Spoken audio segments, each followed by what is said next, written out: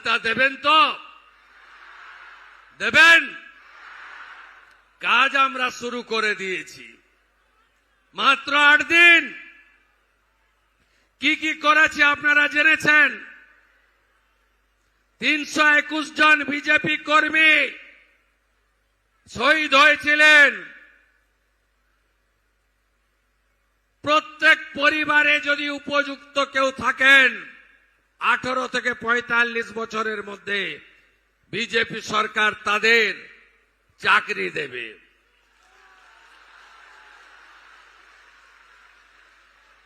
জনগণনার কাজ আটকে রেখেছিল,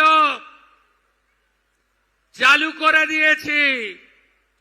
বিএসএফ কে জমি হস্তান্তর, শরণার্থীরা থাকবে যারা সিএ এর আওতায়, আর যারা অনুপ্রবেশকারী তাদের tata bye bye bye bye করা হবে।